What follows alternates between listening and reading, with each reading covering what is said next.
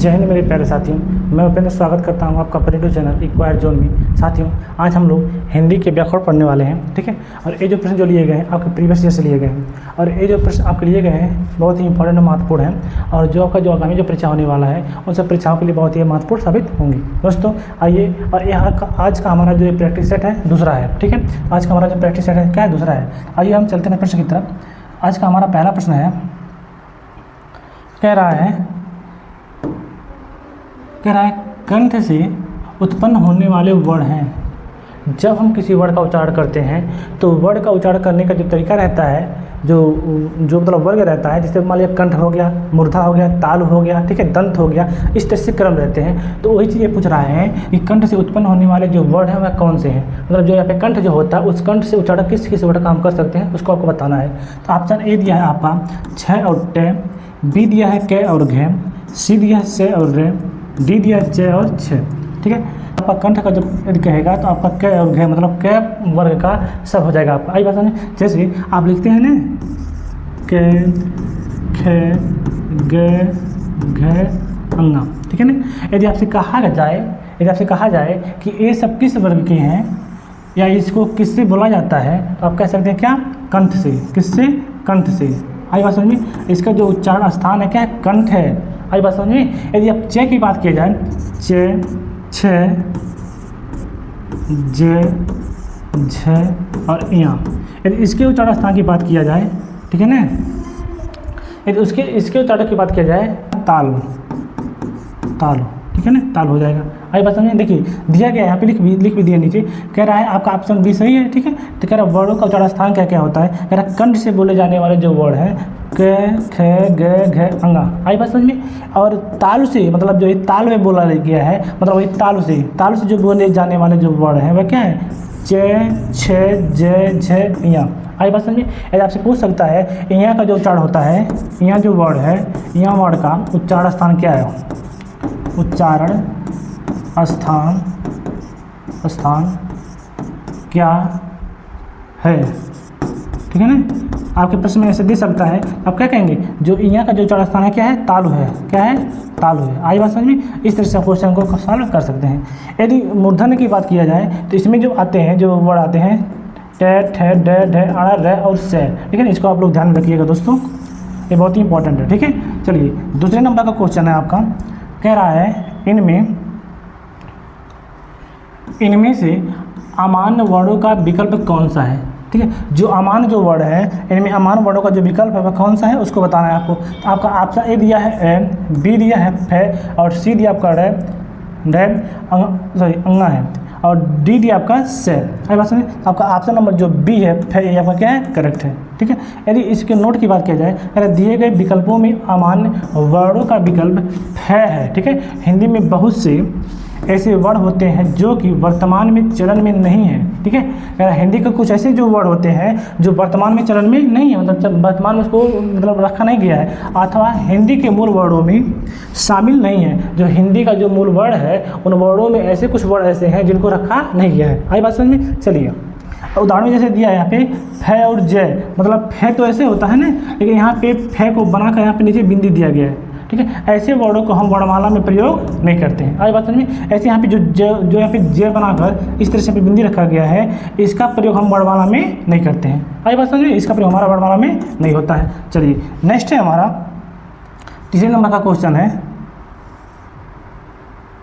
कह रहा है आपका किसका उच्चारण स्थान दंत है। यहाँ पे जो वर्ड दिए गए हैं इन वर्डों में से कौन सा ऐसा वर्ड है जिसका उच्चारण स्थान क्या है, दंत है, मतलब दांत से करते हैं, ठीक है।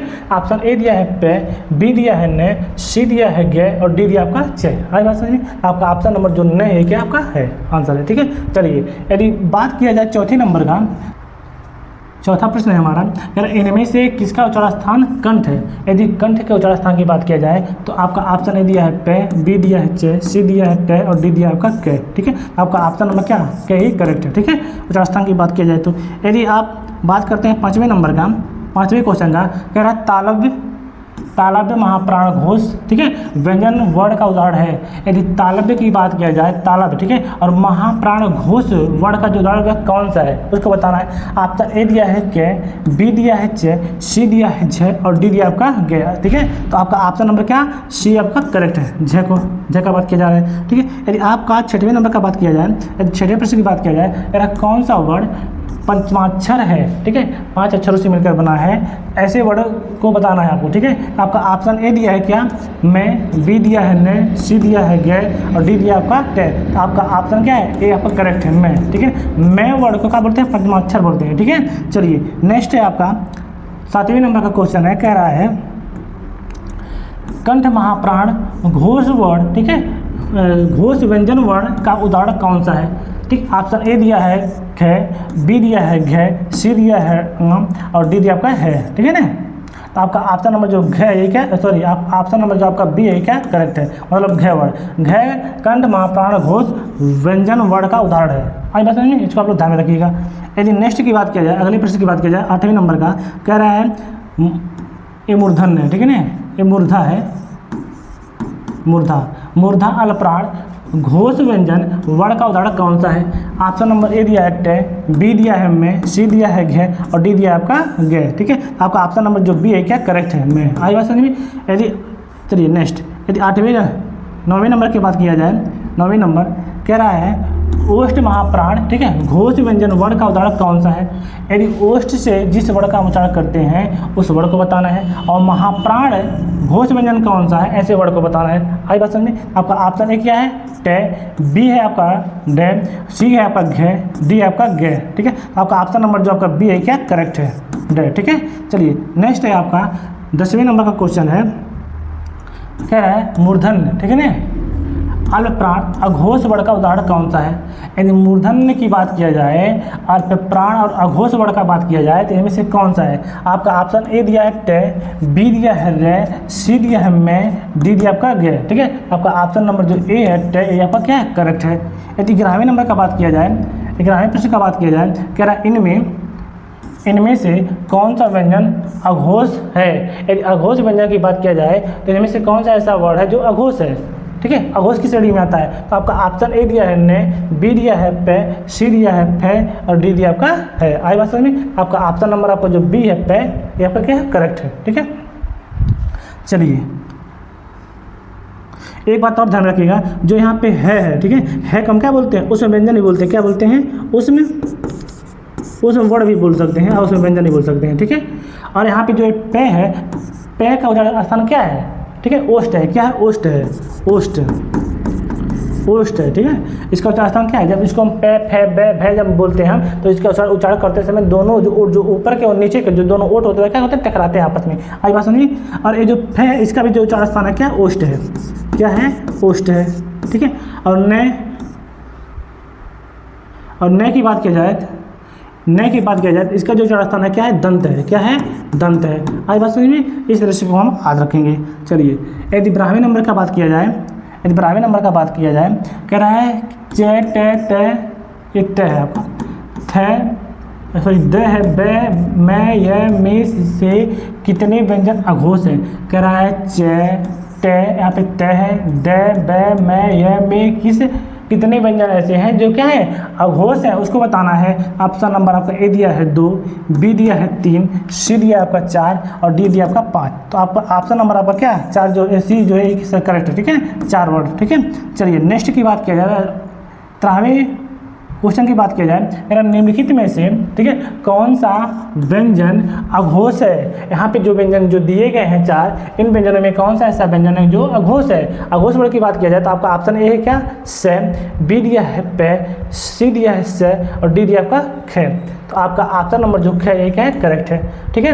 यदि यहाँ पे से की बात किया जाए, से कैसा व्यंजन है, ठीक है, उसमें व्यंजन है, कैसा है, उसमें है। इसकी बात किया जाए से का क्या है, उसमें है, उस व्यंजन की श्रेणी में रखा गया है इसको, व्यंजन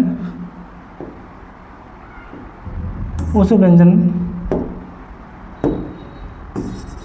की श्रेणी में रखा गया है। आई बात समझ में। यदि पे वर्ग की बात किया जाए, यदि पे की बात किया जाए, पे फे बे भे में, ये क्या है, इसका उच्चारण स्थान क्या है, ओष्ठ होता है। क्या होता है, ओष्ठ होता है, ये बताया गया आपको, ओष्ठ होता है।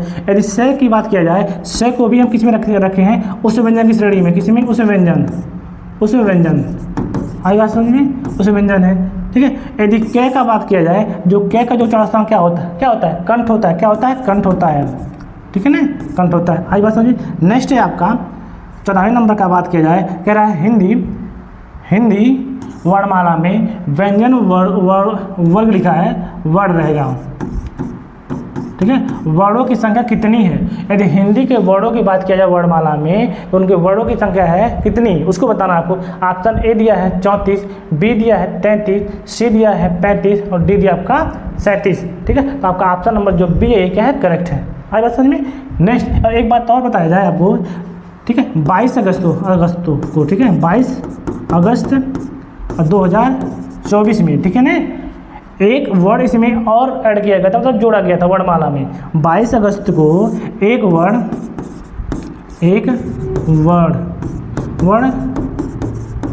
जोड़ा गया, ठीक है।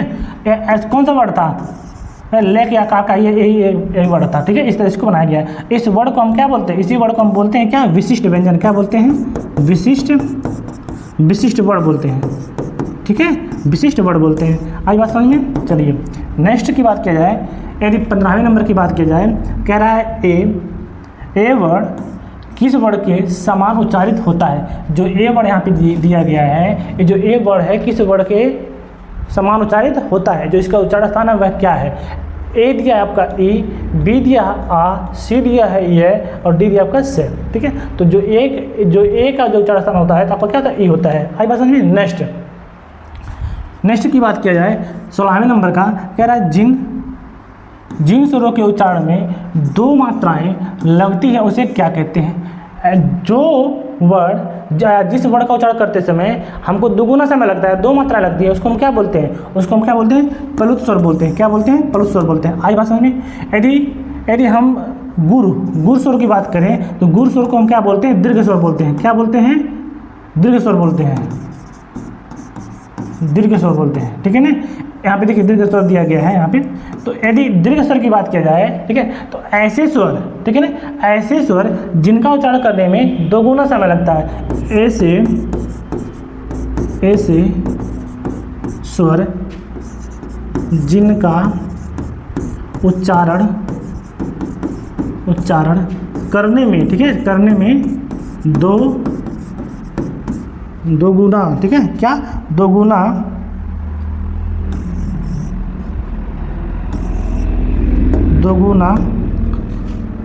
उच्चारण करने में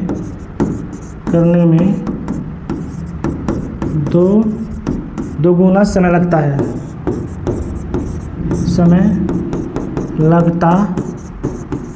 उसे हम क्या बोलते हैं, उसको बोलते हैं दीर्घ स्वर। यदि प्लुत स्वर की बात किया जाए, यदि प्लुत स्वर की बात करें तो जिसका उच्चारण करने में, ठीक है, जिसका